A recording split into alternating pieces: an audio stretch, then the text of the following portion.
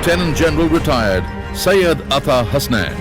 Son of a Major General, Lieutenant General Syed Atta Hasnain is an alumnus of the Asia Pacific Center of Security Studies, Hawaii, USA, as also the Royal College of Defence Studies, London. Commissioned in the Garhwal Rifles from IMA Dehradun, he has had a long and illustrious career with the Indian Army. A seasoned veteran, he has participated in many operations in Sri Lanka, Punjab, Mozambique, Rwanda, amongst others. Army officer Lieutenant General Syed Atta Hasnain has been highly decorated with national and international honors. He writes regularly in the Hindu, Indian Express, Fauji India and the Tribune on various issues concerning India's strategic interests and features in the most prominent think tanks that serve the defense interests of our country. Ladies and gentlemen, let's hear it for Lieutenant General Syed Atta Hasnain. What a pleasure to be back in Indore. The third time to the IMA and any number of times otherwise to Indore to speak.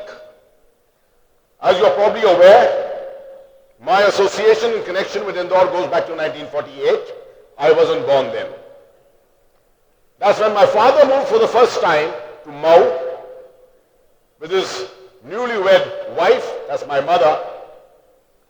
And it's from there that our association with this fabulous city started. And it's always been an honor for me to come back here, deliver back to the roots, so to say. I also have been in the Army War College many times at Mau, at the infantry school, and from there I've had associations with many of your institutions here. I always say Indore is India's center of learning, primarily because this is the place where cross-pollination of cultures takes place. It is the center of India. Bharat ka ye sabse andruna hissa hai. I hope you're comfortable with my Hindi and my English combined. I'll be using bits of Hindi, bits of English. The last I was here was on 4th of December, a fascinating session we had, which was organized by the RSS. It was a similar subject. मैं आपको ये बताना चाहता हूं कि जो कुछ आपने पिछले सेशन में देखा एंड आपके ऑडियो विजुअल्स में भी देखा है एवीज में, उसमें you have spoken about disruption, you've spoken about progress, the symphony of various factors combining together for national progress. But मैं आपको यह बताना चाहता हूं, none of this progress is possible unless you have a secure nation. जब तक आपका देश, जब तक आपका मुल्क सिक्योर नहीं है, तब तक आप ये सब नहीं कर सकते कुछ. And therefore, if you just look at this theme of this, secure borders, vibrant society. Border secure होने से काफी नहीं है. If you want to aspire to the true potential of what India is, जो भारत है, then you got to have a vibrant society. And therefore you see the balance on this first slide of mine. एक balance आपको दिखेगा. एक तरफ आप देखें society, एक तरफ आप देखें सिपाही. This is the balance which is required for progress. But this talk is all about international security, secure borders, a little about internal security, all put together very quickly to just give you snippets of ideas कि आपको ये चीजें जानना जरूरी है. In your journey to be managers and to be leaders, future leaders, you just can't know about economics. You just cannot know about business. Business is also a lot to do with strategy. You got to know a lot about the environment. जब तक आप दुनिया नहीं जानेंगे, जब तक आप मुल्क को नहीं जानेंगे, your wired up faculties cannot come to the fore and you cannot progress. That is the backdrop to my talk today. Nothing more than that. But it must start with a salute to my nation. And as you noticed, मैंने आपको आकर good morning, good evening नहीं कहा. अब मैं जा रहा हूं आपको कहने एक दिल से, मन से बहुत बड़ा जय हिंद. अगर मैं ये इन्फेंट्री स्कूल मऊ या आर्मी वॉर कॉलेज में कहता तो उसकी आवाज जो है पाकिस्तान के उस हिस्से तक पहुंच जाती. जय Hind. Thank you. this photograph and this salute is from a particular moment of my life, which is very similar to what is happening at the moment in Kashmir. And incidentally, my chair here happens to be from Kashmir, my favorite, Jammu and Kashmir, my favorite state. He also happens to be a Kashmiri Pandit, and I have a great connect with this community. So it's my pleasure and honor to have you, Mr. Dilchi, here. But this photograph is of a very sad day when 21 soldiers under me died in an avalanche in 2011. और वही चीज अब देखिए 2017 में फिर हुआ है.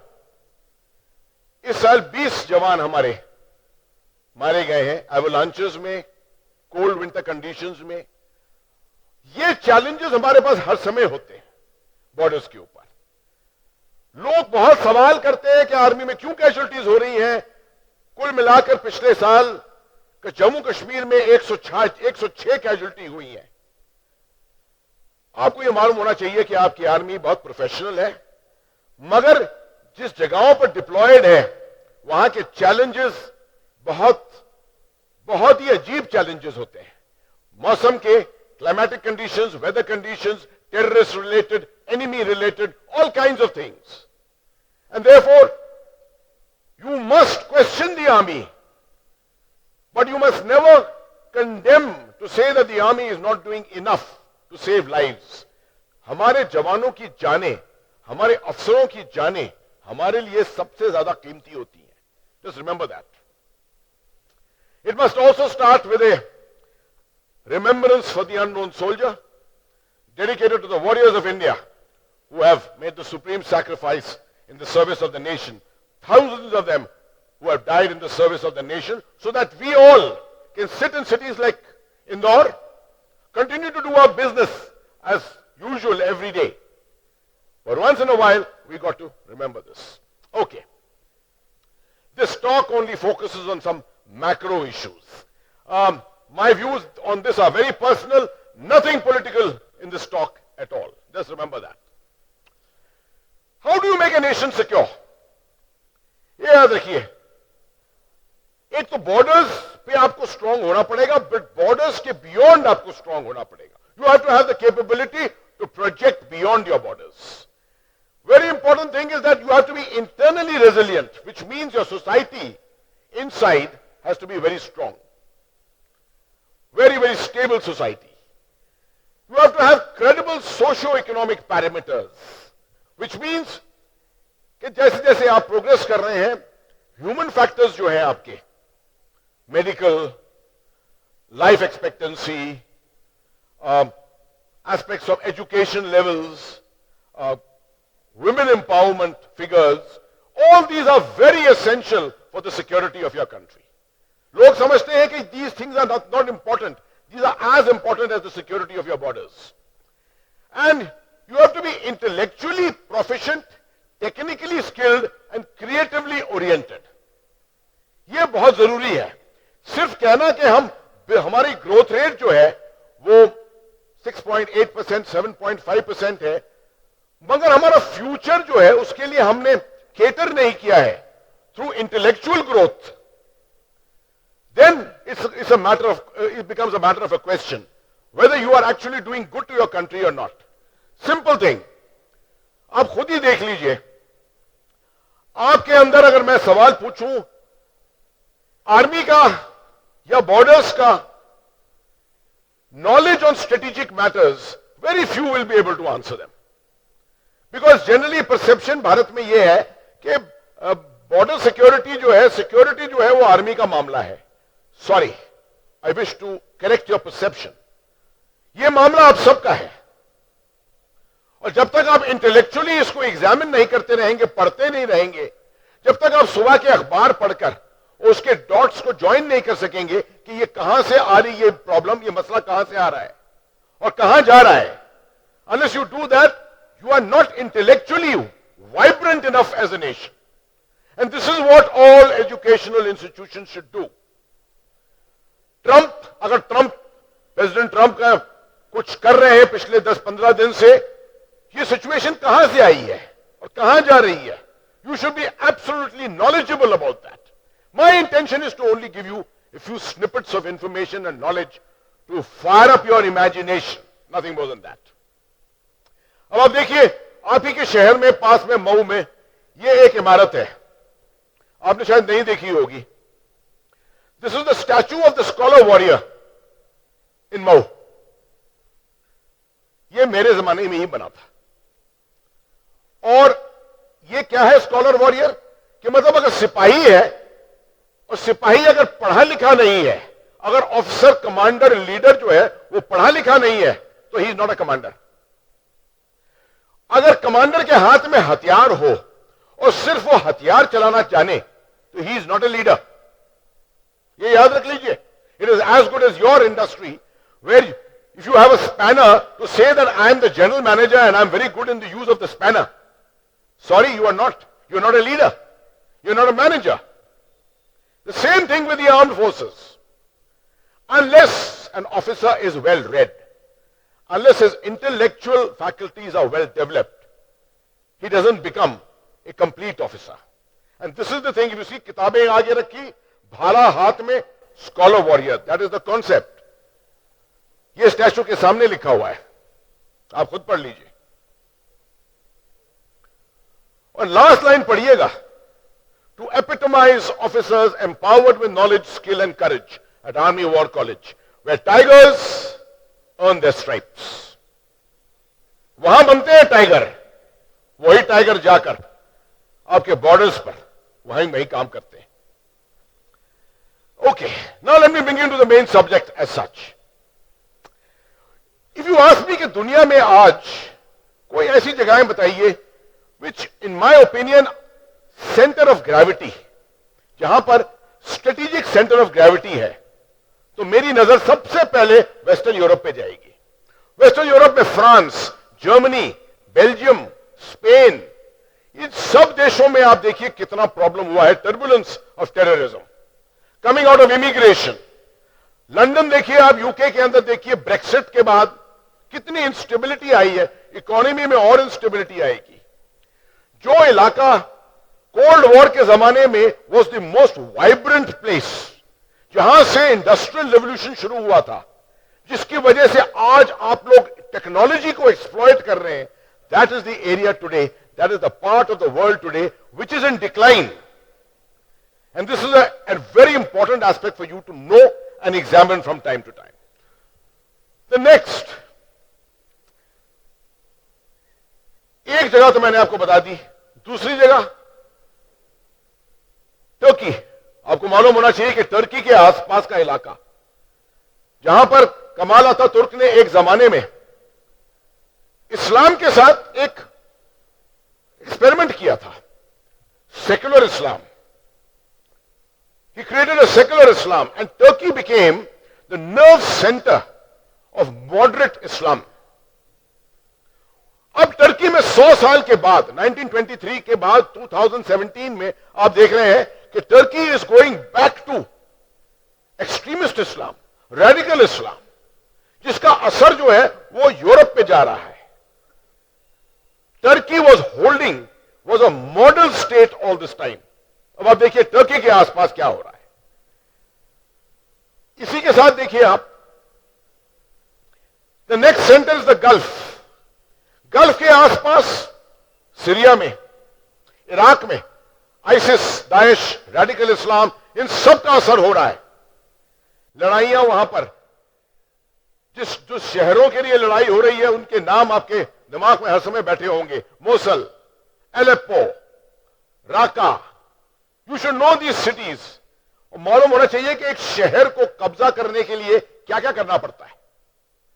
But as a result of this, also see what has happened now. You will see now that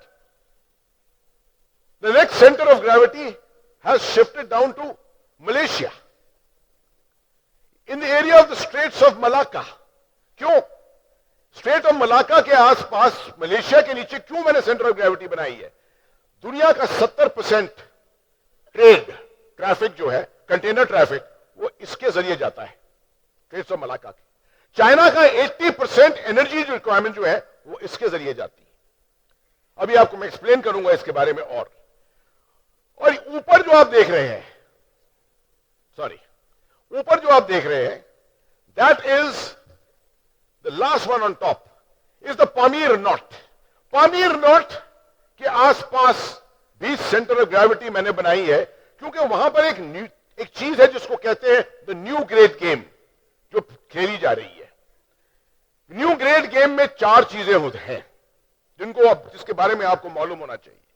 the first is it is all about infrastructure. अभी आपने देखा होगा चाइना से लंदन ट्रेन गई, 15 दिन में ट्रेन पहुंची है। It is changing the shape of trade around the world. Business will change around the world because of this. It's all about corridors, trade corridors. Energy, Turkmenistan में इतनी gas है, इतनी ज्यादा गैस है कि उस गैस को एक्सप्लॉइट करना। उसके बाद रेलवेज और पाइपलाइंस बनाना। और आखिरी चीज है आइडियोलॉजी। कोशिश हो रही है कि रेडिकल इस्लाम इस इलाके के अंदर दोबारा पहुंच जाए। जब आइसिस इराक और सीरिया से हटेगी, उसको पछाड़ा जाएगा, तो उसके लिए जगह कहां है? वो जगह या तो अफ्रीका जाएगी, या तो अफगानिस्तान में जाएगी, या सेंट्रल एशिया में जाएगी। और इसी इलाके में, इसी सेंट्रल एशिया से चाइना पाकिस्तान इकोनॉमिक कॉरिडोर बन रहा है, जो हमारे पाकिस्तान ऑक्युपाइड कश्मीर के अंदर से बन रहा है। और लोग कहते हैं कि भारत को कश्मीर से को हटा देना चाहिए, कि इतना मसला खड़ा हुआ है, प्रॉब्लम खड़ा हुआ है कश्मीर का। Why is India interested in retaining Jammu and Kashmir?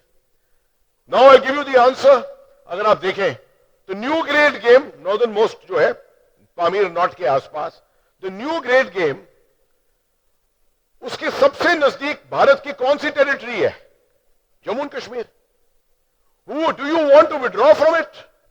Do you want to allow the new great game to come closer to India? This is where you have to have a strategic understanding of this entire thing. Okay, अभी देखिए Trump साहब ने ban कर दी ये 7 countries, ये 7 countries ban कर दी हैं, मगर उन्होंने पाकिस्तान को नहीं बैन किया। सभी ये सवाल पूछ रहे हैं, पाकिस्तान को बैन नहीं किया, ईरान को कर दिया, सऊदी अरेबिया को नहीं किया। आपको एक चीज इस मैप से मैं समझाता हूं, मेरे ख्याल में अगले वाले, हां इसमें समझाता हूं। अगर आप पाकिस्तान की जमीन देखें, it's a very important thing to understand that Pakistan land, the land area of Pakistan is one of the most important strategic territories in the world. मुझे मालूम है कि अपने दुश्मन देश को, एडवर्सरी के मुल्क को इतनी अहमियत देना गलत होता है, मगर एक अच्छा कमांडर, एक अच्छा लीडर जो है, वो हर दफे अपने एडवर्सरी को अहमियत ज्यादा देगा, पहचान ज्यादा करेगा उसकी काबिलियत के बारे में। पाकिस्तान को आप नजर से देखें, ठीक तरह से कंसंट्रेट करके, आप देखेंगे कि ये जो टेरिटरी है पाकिस्तान की, इसमें 5 सिविलाइजेशन दुनिया के मिलते हैं। नॉर्थ से देखिए तो सेंट्रल एशिया का सिविलाइजेशन, ताजिकिस्तान, उज्बेकिस्तान, वो सब मिलता है यहां। North east Chinese civilization, east Indian civilization, north west Persian civilization Iran से, और वेस्ट अरब सिविलाइजेशन। दुनिया में कोई ऐसी जमीन नहीं है कहीं जहां पर 5 सिविलाइजेशन एक जगह मिलते हैं। अब आप पूछेंगे कि इससे क्या मतलब है? जहां पर सिविलाइजेशन मिलेंगे वहां पर इंटरेस्ट, उन सिविलाइजेशंस के इंटरेस्ट पैदा होंगे। अगर आप देखें चाइना का क्या इंटरेस्ट है पाकिस्तान में, चाइना का सबसे बड़ा इंटरेस्ट पाकिस्तान में सिंपल है।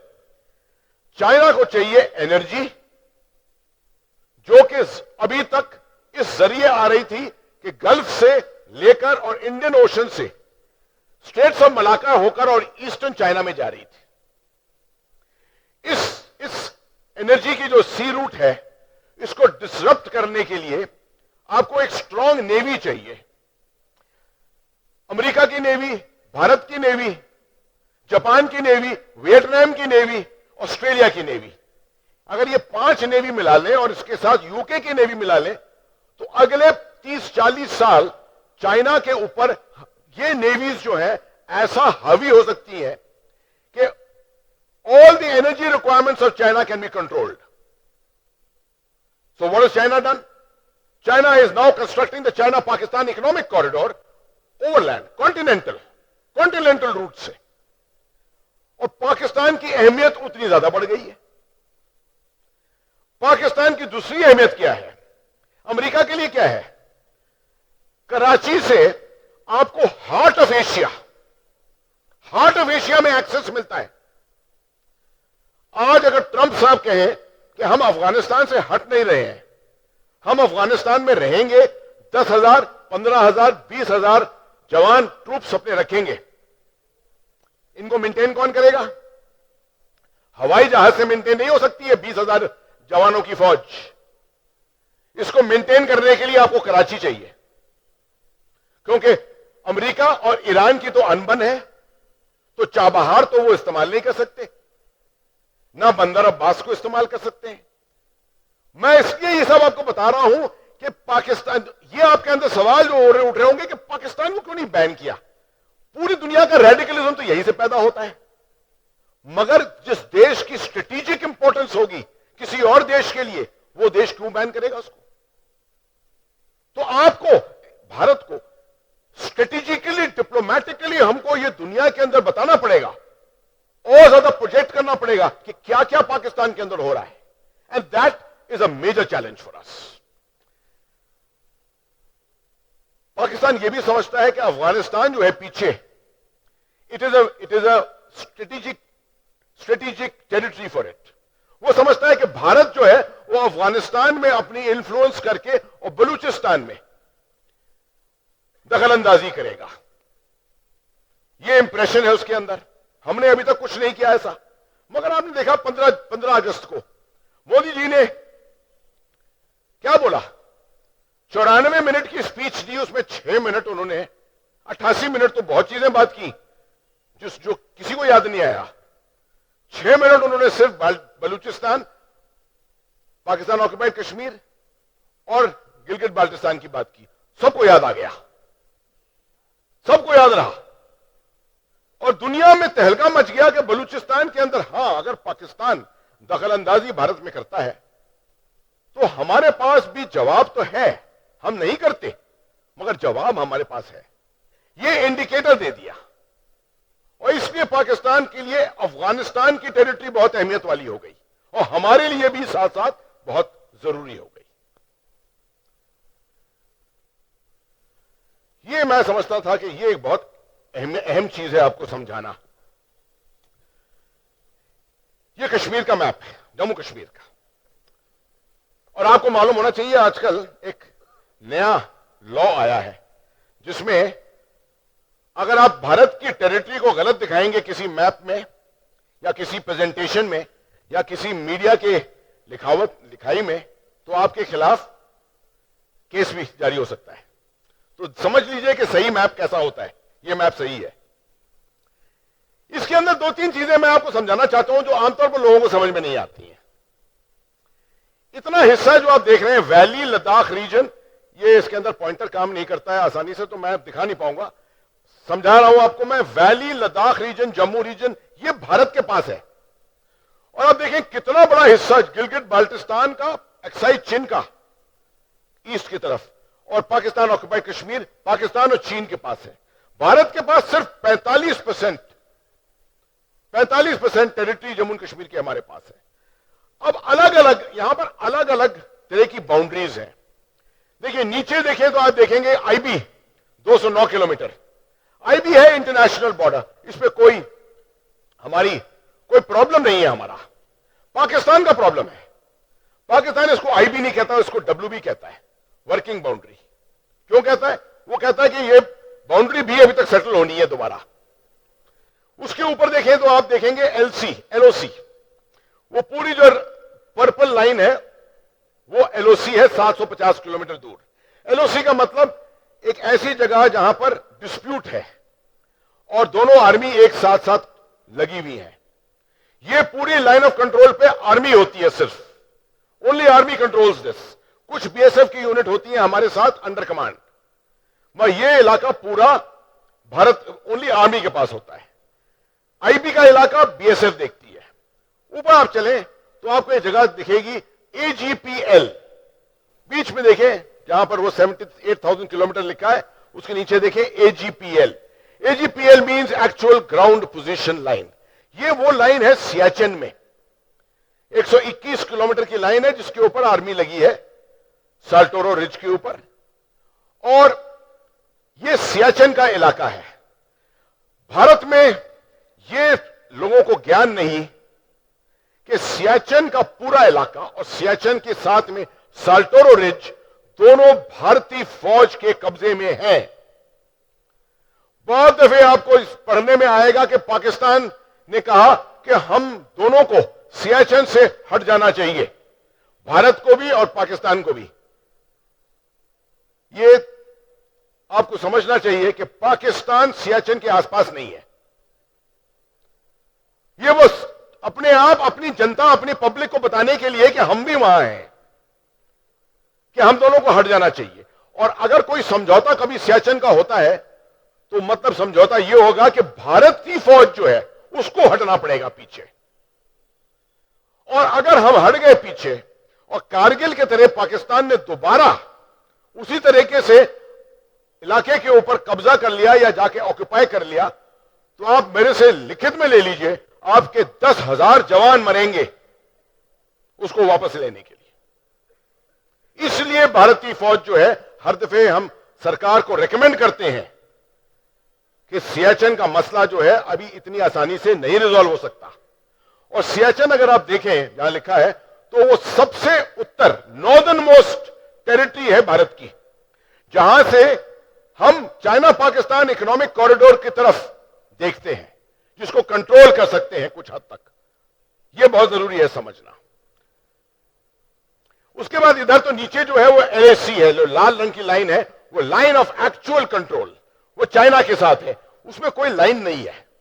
और ये प्रॉब्लम रहता है चाइना के साथ कि सबसे पहले तो एक लाइन बनाना है, वो अभी तक नहीं हुआ है।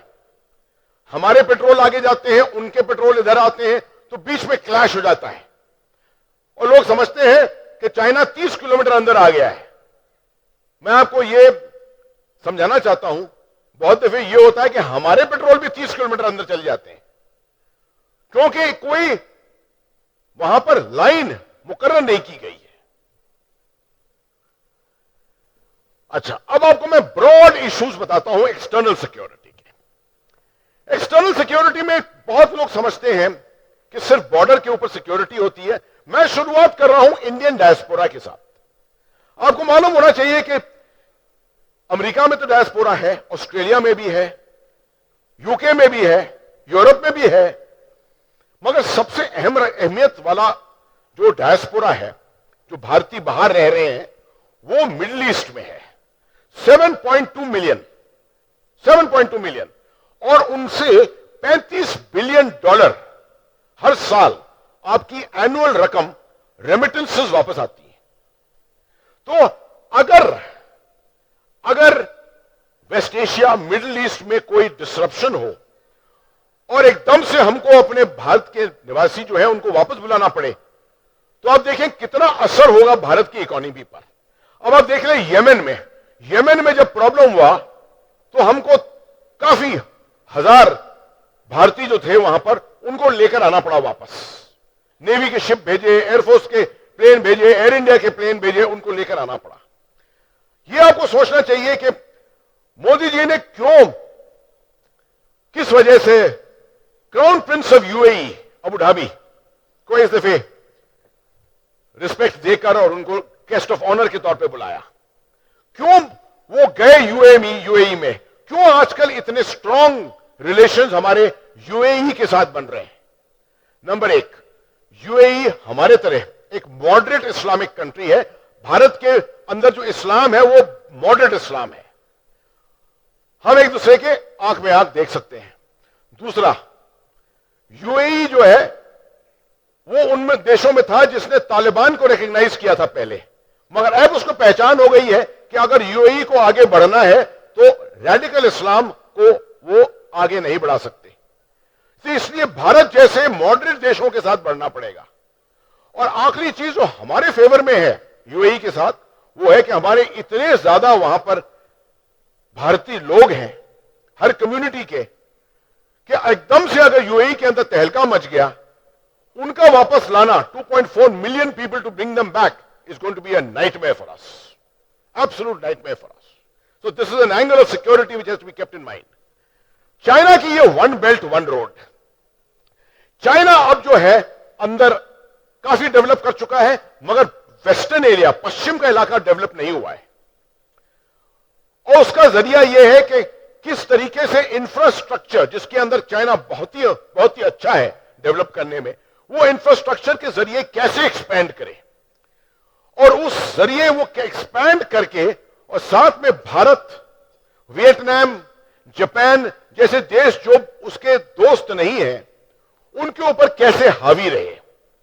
वन बेल्ट वन रोड एक ऐसी डॉक्ट्रिन है जिससे चाइना के रिक्वायरमेंट जितने हैं, ट्रेड को एक्सपेंड करना, एनर्जी को अंदर लाना, आइडियोलॉजी को कंट्रोल रखना, ये सब चीजें जो है इसमें शामिल हो जाती हैं.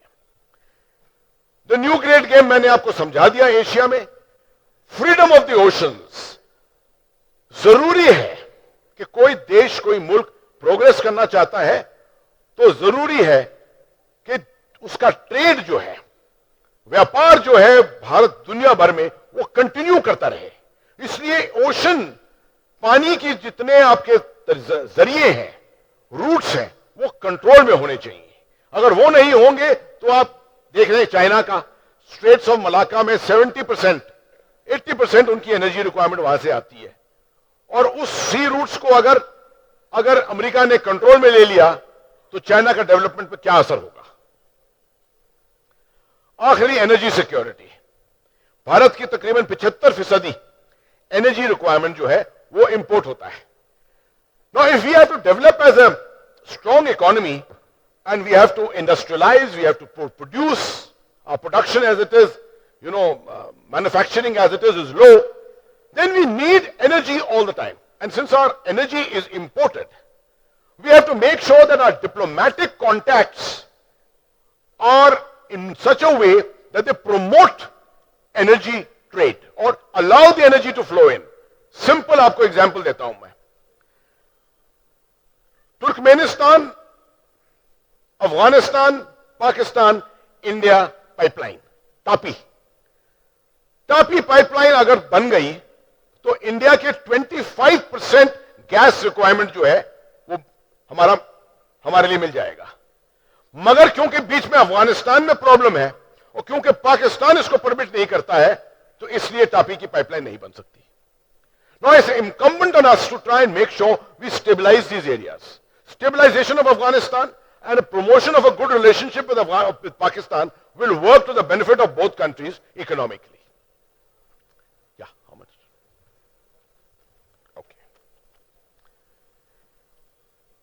ये याद रखिए, जितना चाइना ने इस्तेमाल किया है कॉरिडोर्स, इंफ्रास्ट्रक्चर, अब आप देख सकते हैं हर जगह चाइना ने जो इस्तेमाल किया है, उसकी वजह से now we must get the idea. अब देखिए बाएं तरफ, left top, that is the trade route that India can use and employ if Chabahar is open tomorrow. Chabahar in Iran, if it's opened, our route will cut down from Mumbai via Chabahar directly up to Moscow, instead of going all the way through the Suez Canal, the Baltic Sea and coming down. इतना ज्यादा आपको फायदा होगा trade में. नीचे देखें आप, this Chickens Neck area is the problem between Bangladesh, Bhutan and India. This is the place which can be blocked off. We have to secure it.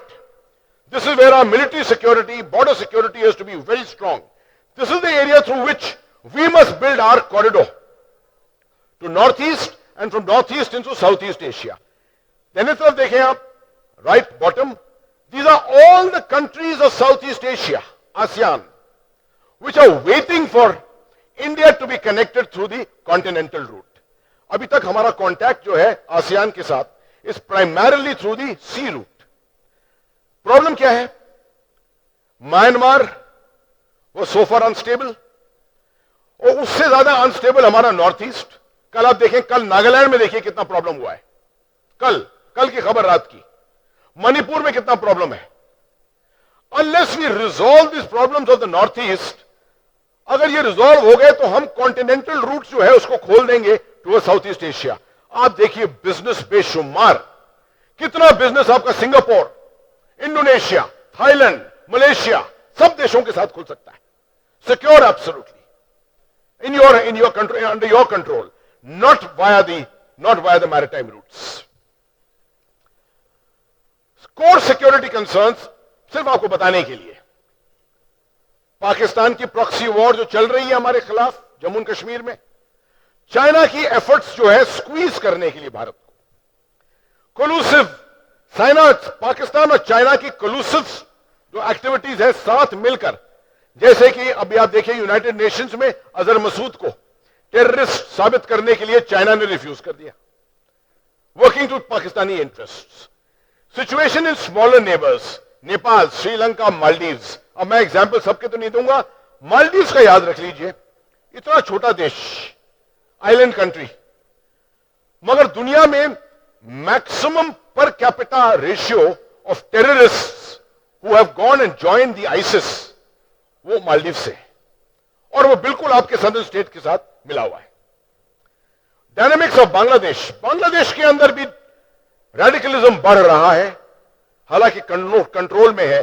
Last year आपने देखा एक मेजर इंसिडेंट हुआ। अगर बांग्लादेश की गवर्नमेंट हमारे साथ friendly नहीं रही, अगर हमारे साथ नहीं रही, तो you can imagine what can happen to north east, what is already happening in west Bengal. यही चीजें सदर्न इंडिया में हो सकती है मालदीव्स के जरिए। सब लोगों की नजर तो सिर्फ नॉर्थ इंडिया और सेंट्रल इंडिया पर है, मगर ईस्टर्न इंडिया और southern India is more of a problem in terms of radicalism and ensuring कि हमारी स्फीयर ऑफ इन्फ्लुएंस जो है वो अफगानिस्तान में रहे। हमारे इंटरनल सिक्योरिटी कंसर्न्स क्या है? मेन, सबसे पहले violent extremism of any kind, radicalism. India is still very very fortunate that we have a form of Islam which is still Sufi, essentially Sufi. In fact, Southern Asia is supposed to be Sufi, but we are finding problems in Pakistan, we are finding problems in Bangladesh, and we are finding emerging problems in India. This is where radicalism and counter-radicalization, we have to do de-radicalization and counter-radicalization programs to ensure that. Jammu and Kashmir is a problem. I can answer a few questions on that. The Red Corridor, societal tension, youth bulge, this is the more important aspect which I want to emphasize in the 2-3 minutes that I have left. There is no point having 65% of India young. Aap sab, less than 30 years of age. There is no point being young if you are not skilled and if you cannot find jobs for all of you. The problem is if you do not have a youth skilled enough to be absorbed, then you will have problems जैसे आपको पिछले साल Haryana agitation में आपने problem देखा।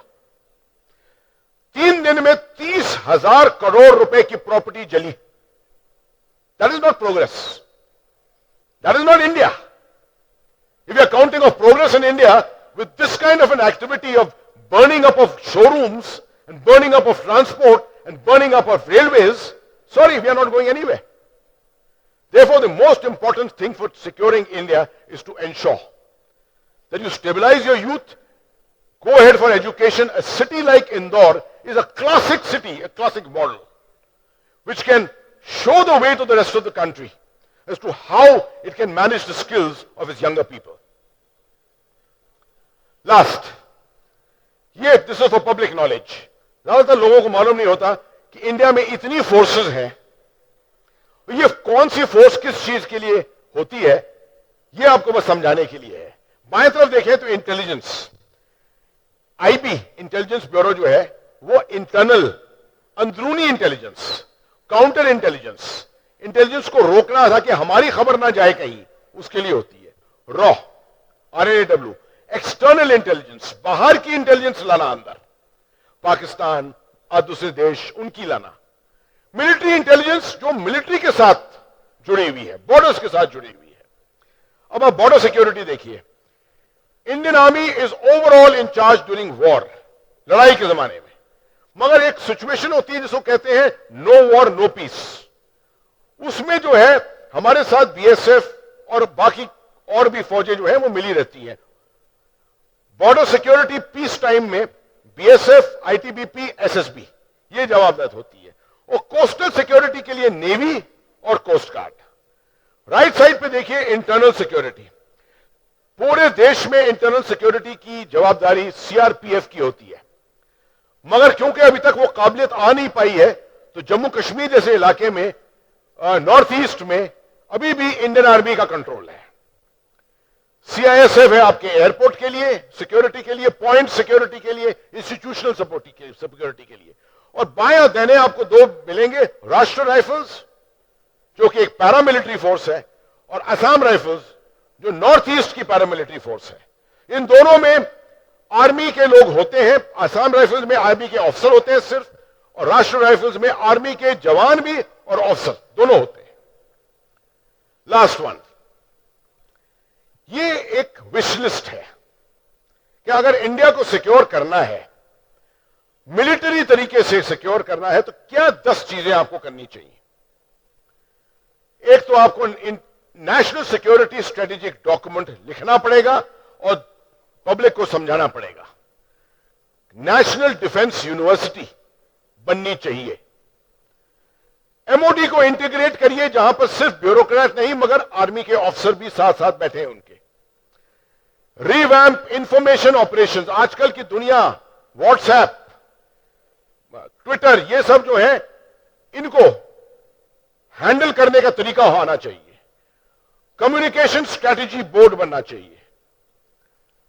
Civil military relations improve होने चाहिए।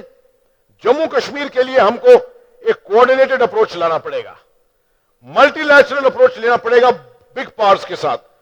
Russia, रूस के साथ हम कोई अनबन नहीं कर सकते हैं। We must remain friendly with Russia as a country, remain proactive on Afghanistan and Bangladesh and Myanmar. बहुत जरूरी है कि जितना हम पाकिस्तान और अफगानिस्तान की तरफ देखते हैं, उतने ही हम बांग्लादेश, म्यांमार और आसियान की तरफ देखें, क्योंकि बिजनेस जो है फ्यूचर का वो सब वहां पर है। And enhance your military capability without a halt, improve budgeting and spending. कल का बजट अगर आपने देखा, परसों का, यू वुड हैव रियलाइज्ड कि in real terms difference spending has gone down, and our structures and ways of defense budgeting need complete revision. अगर आप चाहते हैं, मैं ट्विटर पे हूं, please tweet as much as you want. Thank you very much. जय Hind. I am open to questions अगर if you wish to